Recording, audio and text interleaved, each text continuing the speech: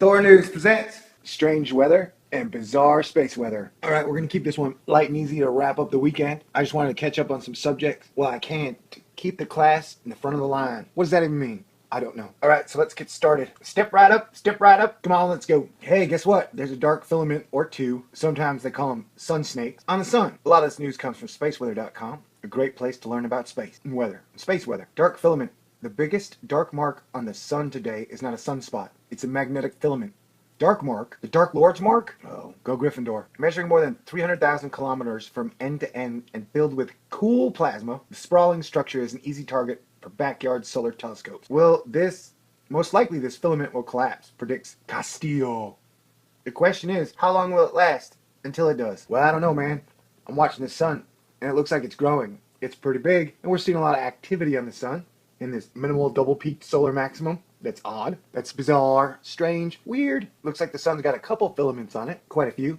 We love filaments. Well, I mean, no, actually, we're pretty impartial to filaments. Wow, looks like there's some pretty active activity in that one region. Okay, great. And then on July 24th, about an hour after sunset, Gerardo Cononon of Rio Grande City in Tierra del Fuego, Argentina, walked outside and witnessed a rare display of nacreous clouds. The colorful apparition was as bright as the street lights in the city below. Man, those are some cool looking clouds. I want to see clouds like that. Those are gorgeous. Like rainbow clouds. I like rainbows. Definition of nacreous, meaning mother of pearl-like. Nacreous clouds glow brightly with vivid iridescent colors. They are wave clouds, and their undulating sheet-like forms reveal the winds and waves of the stratosphere. Those are nice clouds, man. Nacreous clouds, sometimes called mother-of-pearl clouds, are rare, but once seen, they are never forgotten, even if you have brain damage. They are mostly visible within 2 hours after sunset or before dawn, when they blaze unbelievably bright with vivid and slowly shifting iridescent colors. They are filmy sheets slowly curling and uncurling, stretching and contracting in the semi-dark sky. Compared with the dark, scuttling low-altitude clouds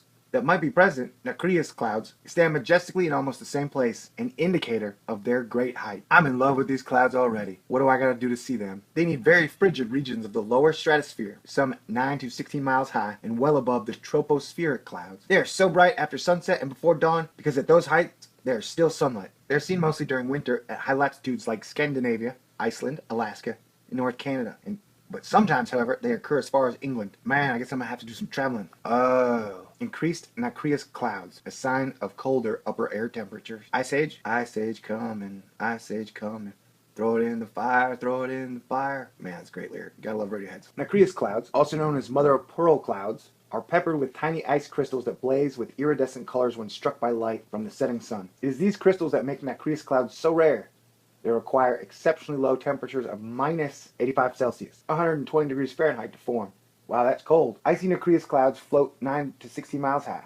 I already said that. Curling and uncurling hypnotically as they are modulated by atmospheric gravity waves. Man, I wonder what happened if noctilucent clouds and nacreous clouds had a baby. But those clouds would be high and awesome, just like me. Oh wait, that didn't make any sense. I'm not high. I'm standing on the ground. Speaking of high, Sprites and jets over Oklahoma City. High above Earth in the realm of meteors and noctilucent clouds, a strange form of lightning dances at the edge of space. Researchers call the bolts sprites, and they are as beautiful as they are mysterious. Jason Imes, a graduate student from the University of Alaska Fairbanks, photographed a cluster of bright red sprites over Oklahoma City on August 6th. Wow, dude.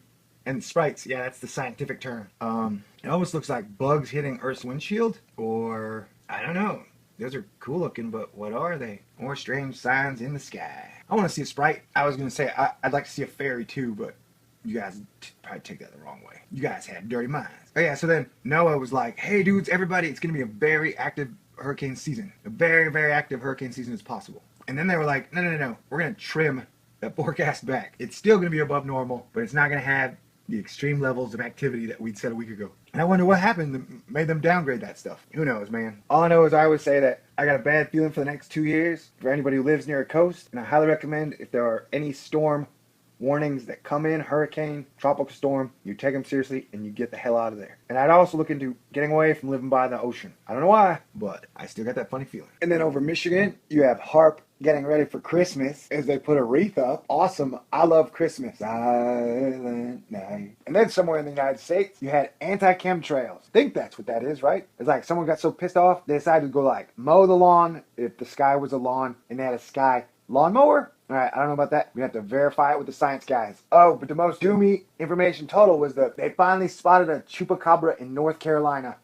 Wait, I don't know, man. That looks more like a chia pet. A chia chupacabra? Ooh, you know what sounds delicious? A Taco Bell chupacabra taco with a Dorito shell. Yes, that would be wonderful. Can I get a chupacabra Taco Bell taco, please? Okay, so that was it.